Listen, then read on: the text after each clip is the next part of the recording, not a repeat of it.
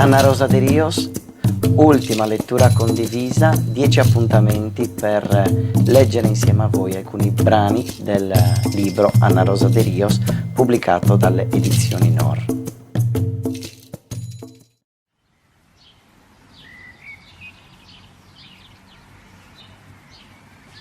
Quella vita me ne aveva stufato troppo. Non ci avevo più voglia di restarmene in casa e lizzire su logo. Volevo starmene tranquilla. Lei aveva dato un Marialene e insieme ci eravamo pensate. La verità già era che ne eravamo un po' vecchie, ma ancora ci avevamo gana de vaghere. Ci eravamo pensate a andarcene a un ricovero, una casa di riposo, li narani noghe, ma pro noi si vidi ricovero. Però questo ricovero doveva essere come ne dicevamo noi. Con Marialene ne avevamo visto 6 o 7 prima di decidere e ne avevamo scelto bene bene gusto giusto pro noisi. A Savine, una vicina che abitava nel pianerottolo di Marialene, ci aveva detto di questo ricovero. Prendiamo e andiamo a vederlo. Arriviamo a questo luogo e la verità, bello, già era bello. Entrate che ne eravamo, ci accoglie una bella signorina, alta, elegante e tutto, e ce ne aveva fatto vedere tutto il giardino. Tutto ci aveva fatto vedere questa bella signorina. Bello. Sa verità, su luogo non si spieghi tu meta. Un albergo ne sembrava. Tornate che ne eravamo a casa, toccava di prendere la decisione. Prendo e mi sezzo in suo salotto bello, ne prendo il telefono e mi metto a chiamare i figli miei. Pronto? Catteri? Mamma sono. Asco, ero chiamandoti a dirti che mi sono decisa con Marialene che ce ne andiamo a ricovero. Ci abbiamo cercato un posto bello, che già è vicino anche di voi, così ve ne venite a trovarmene sempre quando volete. Ah, che cosa me ne dici?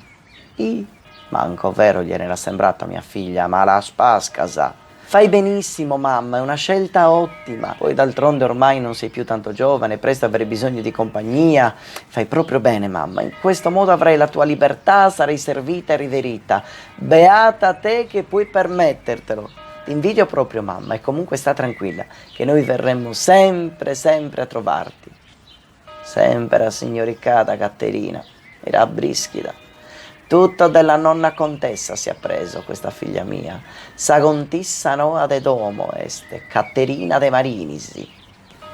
Simone già è vero che voleva sempre portarmi con lui in casa sua, a parole.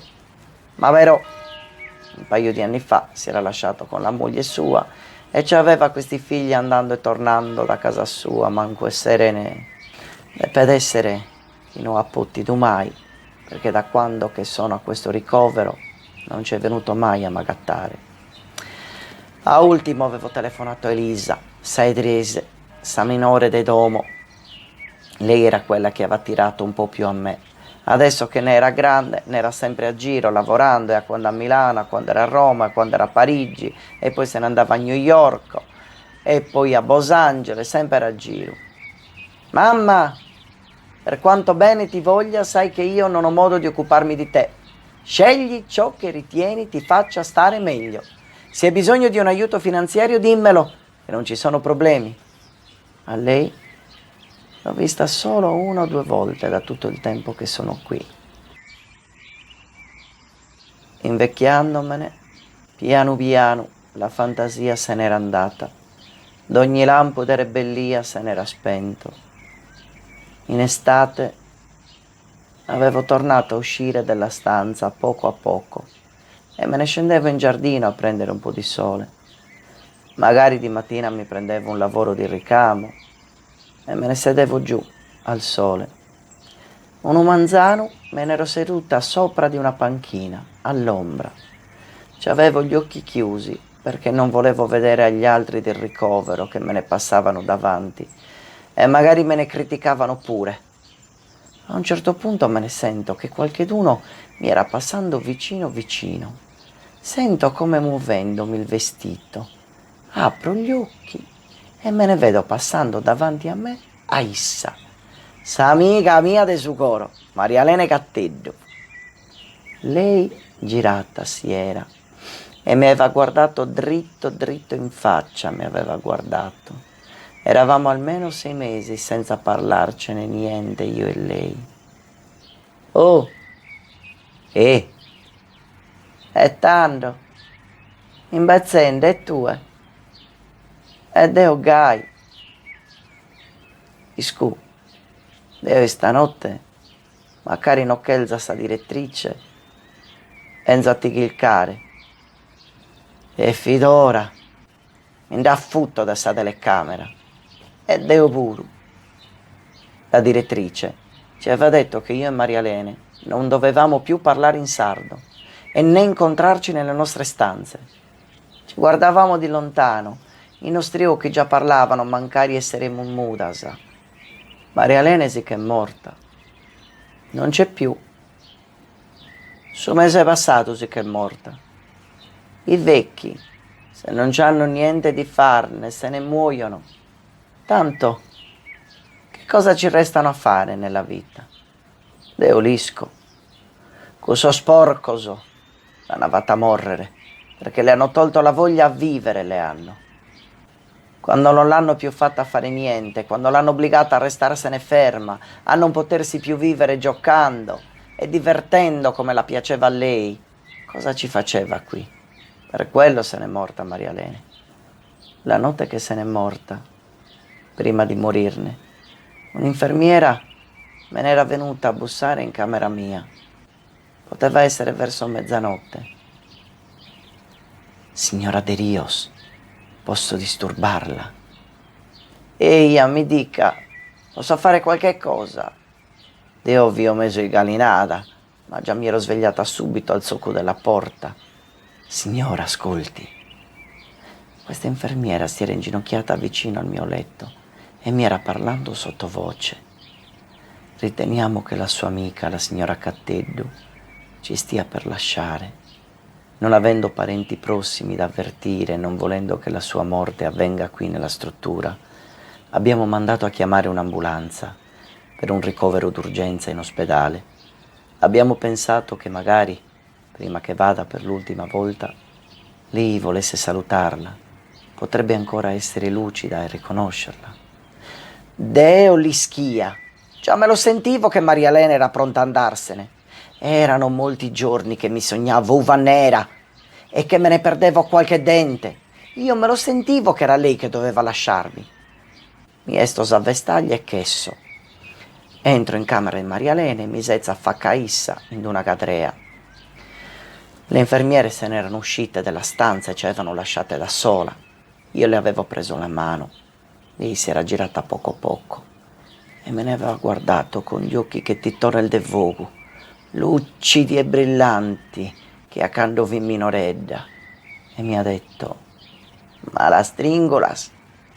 Poi non ti che cazzo andai aposento meu, che si pensano che non potimo fare più nulla, ma non lischini, con chi è tenene ai te vaghere. Si era messa poco poco a ridere. A me subito me ne sono scese le lacrime e le ho stretto forte la mano e l'avevo detta: oh Mariale, non mi lasci essa sola. Come te fatto senza te? Io non posso stare, non ti candese. Mica hanno chiamato l'ambulanza per ti chiamare all'ospedale, come inini e già ti sanano. Lei aveva fatto un sospiro e mai annato. Annaro. Deo non che il morrere in ospedale sperunoso. Deo che il morrere con te cosa facca mia. E stringhindemi sa mano. Se mi giù che in ospedale a chi conosco in ie. Sono tutti stranzos e molto assa sola. Deo che il zatti e via. Tutta vita un pare siamo bistata, se come siamo sola, sa Deo e tue. Si penso a sorriso che abbiamo il fatto in vita nostra, oi coro mio. Come tu è? Lasciami andare, ti preparo su luogo. Quando cherese, mi sighisi e benis tue puru. Io già ti setto in ie. Come però, azzuami. E me ne aveva stretto più forte la mano. Si aveva provato a alzarsene un po' del cuscino. Oi Maria Lene mia, nara, mi è commente di potta azzuare. Lei me ne aveva guardato e non ci avevamo bisogno di parole. Oi, Marialè, oh, non mi lo pregunte, scussu, non mi lo pedasa, si appromore Deu, Marialè. La mano più forte ancora mi aveva strinto. Annaro, solo due mi comprende se mi potes comprendere. No es cosa prosso satteros. Azuare mi deves, non mi lo pote negare. Lo deve faghere e bastada. Ammentati e tia Maria. Gialischisi, ammentati. Sol morto sun con noi. Deo ti lo prometto. Non ti lascio a sa sola.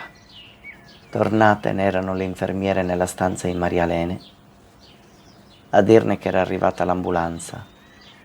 Deo, fio inginocchiata in terra e ci avevo la testa appoggiata nelle ginocchia di Maria Lene. Lei sembrava dormendo. Io ero piangendo a succuttos. L'ambulanza non ne serviva più.